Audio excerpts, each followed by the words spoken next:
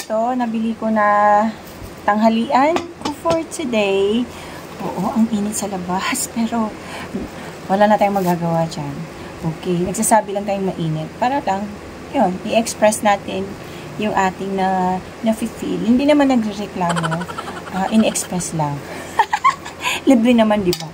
Ipalabas yung ating nararamdaman. Ito po ay iskabeche. So, nung isang araw, ay iskabeche rin yung aking ulam. Kasi, ngayong araw, isa lang yung nagbukas na karinderiya sa amin. Yung dalawa, hindi sila nagbukas. At ang available doon na, na gusto kong ulam ay iskabeche. Ayan. Ganun pa rin siya. So, meron pala itong special price. Wow! Sa akin, 45 pesos na. 40 pesos. Meron mas maliit ito kaysa nung nabili ko nung isang araw. O maliit na part. Ito na lang yung natira kasi may ulo. Hindi ko naman bet yung head na part ng fish. Yan. May tail. May tail pala doon. Pero yung gusto ko dito, yung gitna. Yung parte sa gitna ng katawan ng isda. So, ayan. Kain tayo sa lunch for today. So, yun lang. Yun lang ang aking basta kakain ako. Hindi ko alam sinasabi ko. Ayan. So, thank you God for this blessing. So, makontento po tayo kung anong meron tayo sa araw-araw at sa buhay natin para maging masaya pa rin. O, diba, huwag tayo pa-stress sa kahirapan ng buhay ngayon. Alright, subo. Sarap. Yung kanin, hindi na ako nagsaing kasi may tira naman, kaso binigay ko kay Buddy. Pinakain ko sa kanya. Linagyan ko ng feed, sinahalo ko siya. So, bumili na lang ako ng kanin kasi magsaing pa ako. Ang init ng panahon, mamaya baka mapanis pa yun kung may sobrang kanin, diba? So, mamaya akong gabi magluluto ng ulam. Kasi, andito ang asawa ko, uwi mamaya.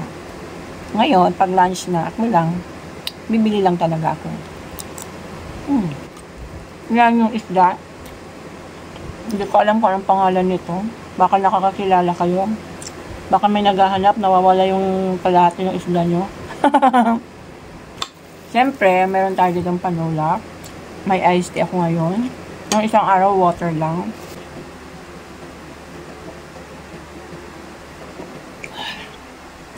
Yung napapapikit ka dahil finifeel mo yung lamig.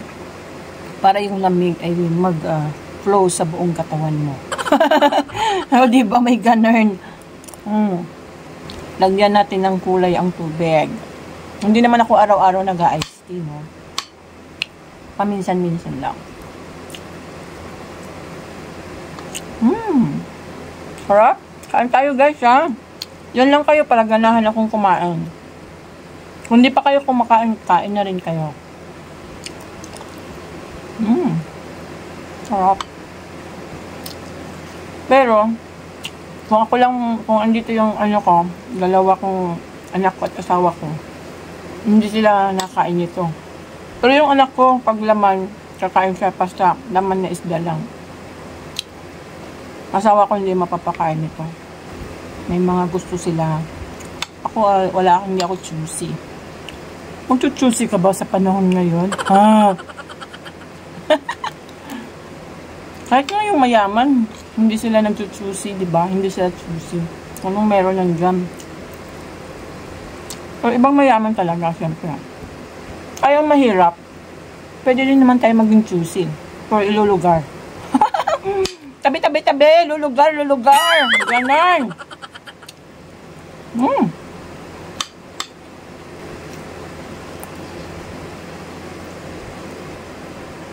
Ang point of view ng aking video talaga, hotakam.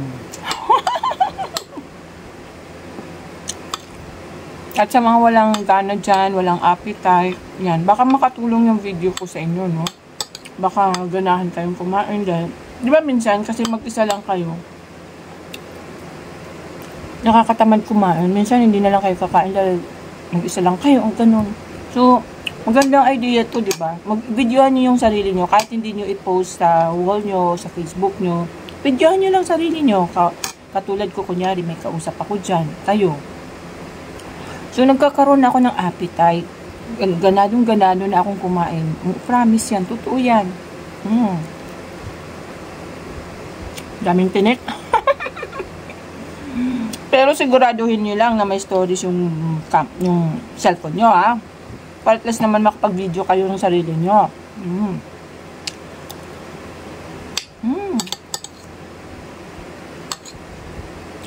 Pero yung kanin parang hindi siya, parang may part na parang may tutong na konti. Nafe-feel ko siya. Kasi nakakita nyo yung kanina, may video kasi ako nang pumunta ako na magbili. Tingnan nyo, may video ako nun. Ang laki ng kawali kasi. Kawali? Yung kasirola. Pag hindi tama yung sukat ng kanin, tsaka malakas yung apoy, tapos kasi pag malakas yung apoy, ano lang yung maluluto, yung ilalim. Yung isa middle at saka sa top, medyo hindi pa yan. Kaya papahinaan ng apoy. Pag nakikita mo wala ng tubig, low fire na talaga siya hanggang sa magluto na completely yung buong kanin. Dapat balance siya. Ganon. Diba, pag tayo yung nagpapalambot ng karne, minsan, ang una, pinapalakasan muna natin yung apoy hanggang sa mag-boiling point siya, diba? And then, papasimmer natin siya sa low fire para mag-continue siyang maluto at lumambot.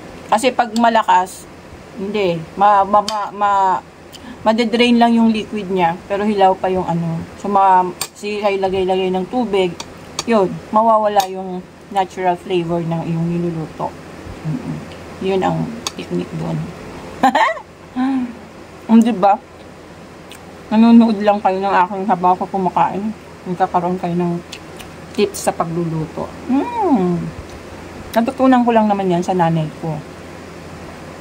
Kasi magaling yun magluto. Home economics kaya yun. Teacher.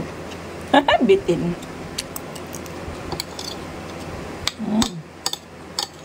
Yan. Sarap.